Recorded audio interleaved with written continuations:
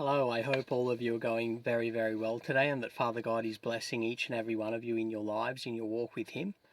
Today I'm going to read from the book of Sirach in the Old Testament of the Ethiopian Bible. I'm going to begin reading from chapter 13 through to and including chapter 16. Chapter 13. He that toucheth pitch shall be defiled therewith, and he that hath fellowship with a proud man shall be like unto him. Burden not thyself above thy power while thou livest, and have no fellowship with one that is mightier and richer than thyself. For how agree the kettle and the earthen pot together? For if the one be smitten against the other, it shall be broken. The rich man hath done wrong, and yet he threateneth withal. The poor is wronged, and he must entreat also. If thou be for his profit, he will use thee. But if thou have nothing, he will forsake thee. If thou have anything, he will live with thee. Yea, he will make thee bear, and will not be sorry for it. If he have need of thee, he will deceive thee, and smile upon thee, and put thee in hope.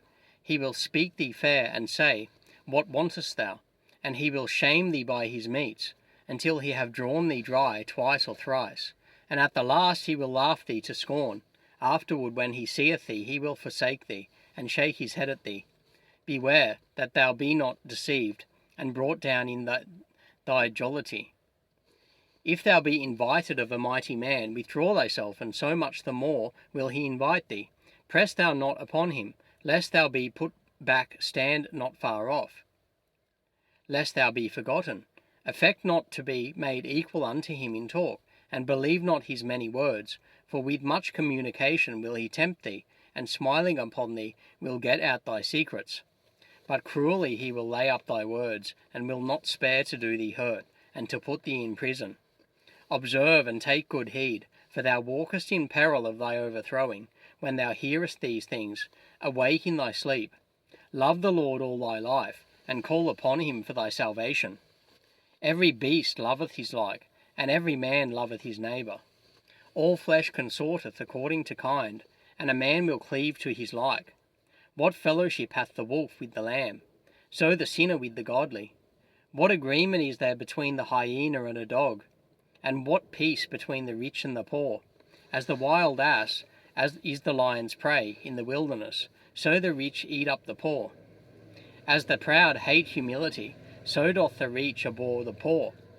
A rich man beginning to fall is held up of his friends, but a poor man being down is thrust away by his friends. When a rich man is fallen, he hath many helpers. He speaketh things not to be spoken, and yet men justify him.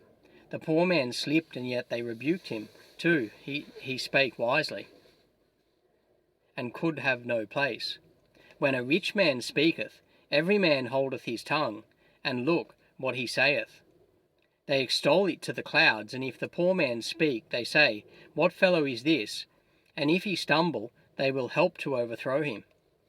Riches are good unto him that hath no sin, and poverty is evil in the mouth of the ungodly.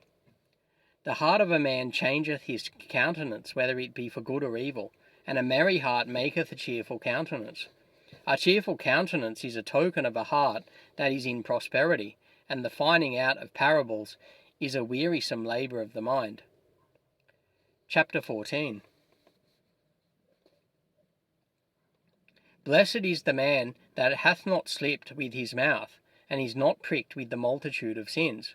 Blessed is he whose conscience hath not condemned him, and who is not fallen from his hope in the Lord. Riches are not comely for a niggard, and what should an envious man do with his money? Do with money. He that gathereth by defrauding his own soul gathereth for others, that shall spend his goods riotously. He that is evil to himself, to whom will he be good?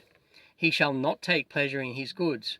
There is none worse than he that envieth himself, and this is a recompense of his wickedness. And if he doeth good, he doeth it unwillingly, and at the last he will declare his wickedness.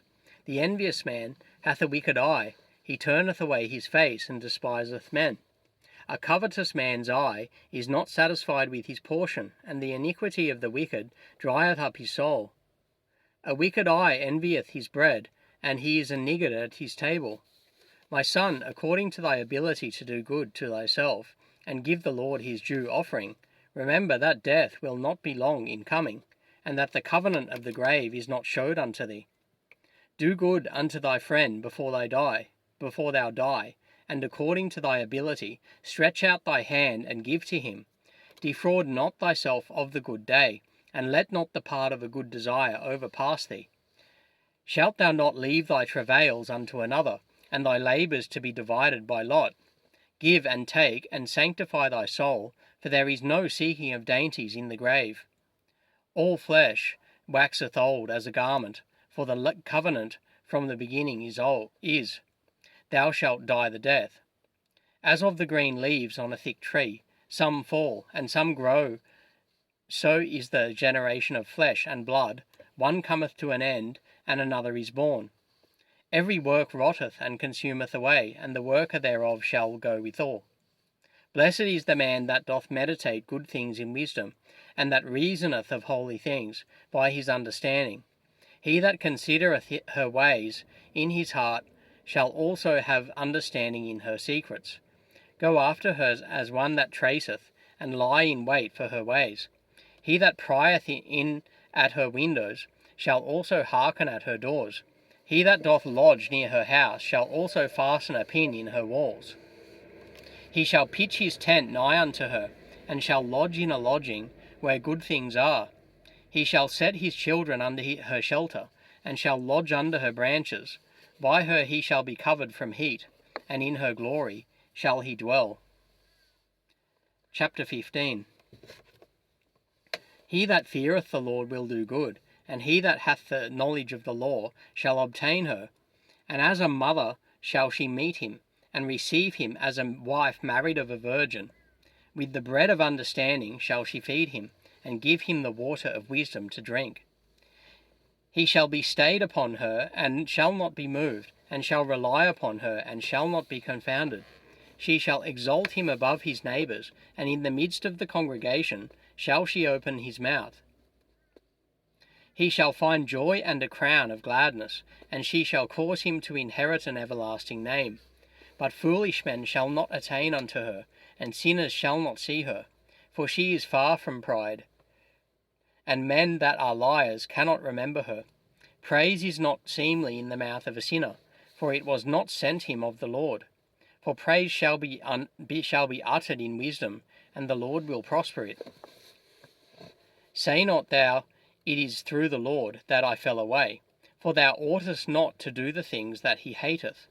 Say not thou, he hath caused me to err, for he hath no need of the sinful man. The Lord hateth all abomination, and they that fear God love it not. He himself made man from the beginning, and left him in the hand of his counsel. If thou wilt, to keep the commandments, and to perform acceptable faithfulness. He hath set fire and water before thee. Stretch forth thy hand unto whether thou wilt. Before man is life and death, and whether him liketh shall be given him.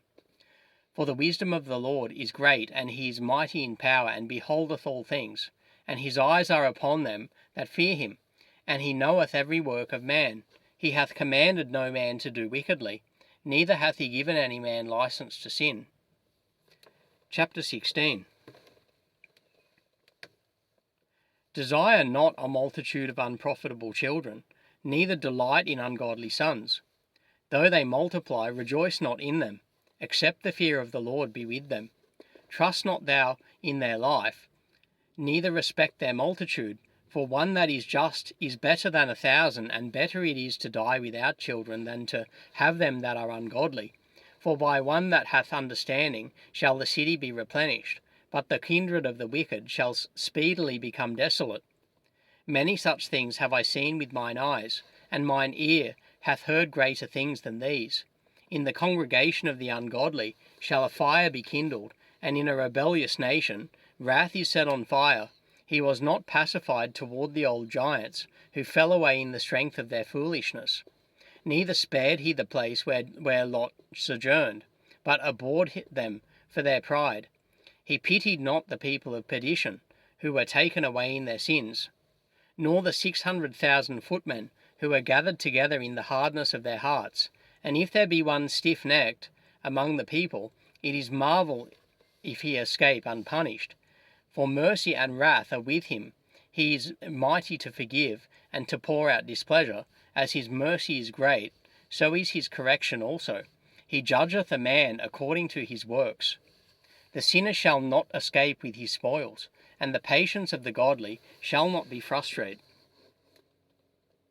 Make way for every work of mercy, for every man shall find according to his works. The Lord hardeneth Pharaoh, that he should not know him, that his powerful works might be known to the world. His mercy is manifest to every creature, and he hath separated his light from the darkness with an abundant. Say not thou, I will hide myself from the Lord. Shall any remember me from above? I shall not be remembered among so many people. For what is my soul among such an infinite number of creatures? Behold the heaven and the heaven of heavens, the deep and the earth, and all that therein is, shall be moved when he shall visit. The mountains also and foundations of the earth be shaken with trembling, when the Lord looketh upon them. No heart can think upon these things worthily, and who is able to conceive his ways?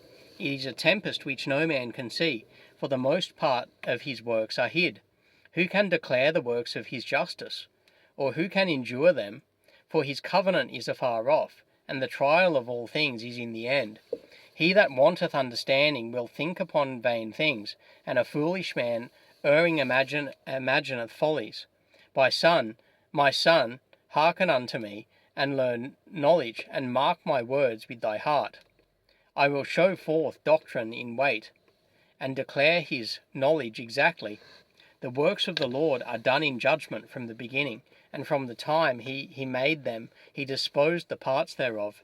He garnished his works forever, and in his hands are the chief of them, unto all generations. They neither labour, nor are weary, nor cease from their works. None of them hindereth another, and they shall never disobey his word.